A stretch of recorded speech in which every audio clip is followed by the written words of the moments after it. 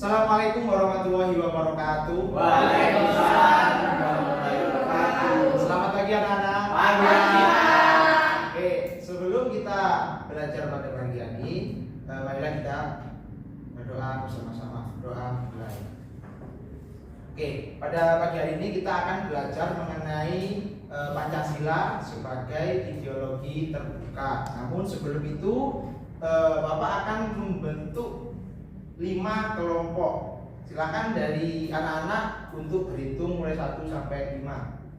1, 2, 3, 5. Oke, terima kasih ya. Sebelum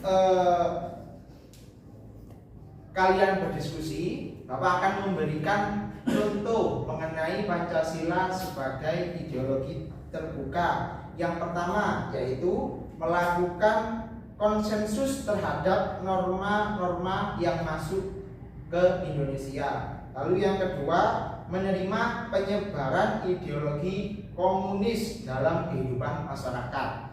Dari kedua contoh yang sudah Bapak berikan tadi, menurut kalian mana yang merupakan contoh sebagai ideologi Pancasila yang terbuka dan mana yang bukan Pancasila sebagai ideologi terbuka? Silakan. Baik Pak, dari kelompok 1. Silakan. Menurut kelompok kami, kalau nomor 1 itu merupakan contoh dari Pancasila sebagai ideologi terbuka. Sedangkan nomor 2 bukan merupakan contoh Pancasila sebagai ideologi terbuka Pak. Oke, betul, bagus untuk kelompok 1. Oke, selanjutnya akan Bapak berikan contoh lagi. Yang pertama yaitu mengakui dan memperlakukan manusia sesuai dengan harkat dan martabatnya.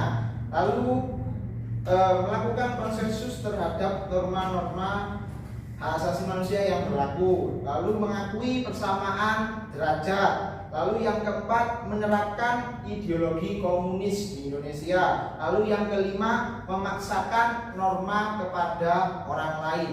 Ya, dari 5 contoh yang sudah Bapak sebutkan tadi, mana yang merupakan Pancasila sebagai ideologi terbuka dan mana yang bukan Pancasila sebagai ideologi terbuka? Silakan.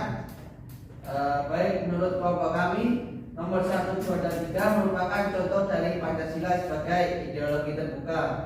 Sedangkan nomor 4 dan 5 merupakan bukan contoh dari Pancasila sebagai ideologi terbuka. Oke, bagus untuk kelompok 4. Oke, selanjutnya itu tadi merupakan contoh-contoh dari Pancasila sebagai ideologi terbuka dan juga contoh yang bukan Pancasila sebagai ideologi terbuka. Sekarang tugas untuk kalian, silakan diskusikan dari contoh-contoh yang sudah Bapak sebutkan tadi.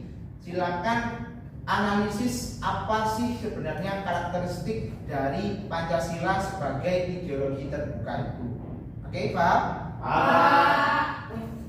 Oke, silakan dari kelompok 3 untuk menyampaikan pendapatnya.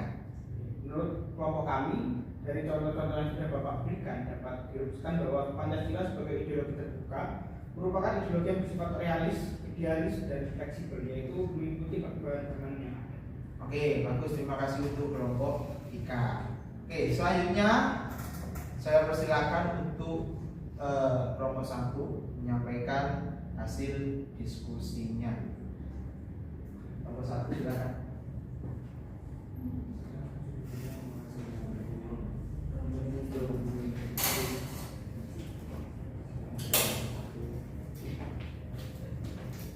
Assalamualaikum warahmatullahi wabarakatuh. Waalaikumsalam warahmatullahi wabarakatuh. Perkenalkan, kami dari kelompok 1 akan menjelaskan hasil dari diskusi kami. Ya, sekian, terima kasih. Wassalamualaikum warahmatullahi wabarakatuh. Waalaikumsalam warahmatullahi wabarakatuh. Oke, tepuk tangan dulu. Oke, anak-anak, itu tadi ya mengenai pembelajaran mengenai konsep Pancasila sebagai ideologi terbuka. Bahwasanya Pancasila sebagai ideologi terbuka itu merupakan suatu ideologi yang bersifat dinamis, ya, yakni menerima perubahan-perubahan yang ada, tetapi dengan memperhatikan hal-hal yang baik dan buruknya, seperti adanya konser K-pop, lalu seperti adanya budaya wibu dan lain-lain sebagainya, ya. Itu kita harus bisa memilahnya dengan baik. Apakah ada yang ditanyakan? Oke, kalau tidak ada pertanyaan, kita akhiri pertemuan pada pagi hari ini.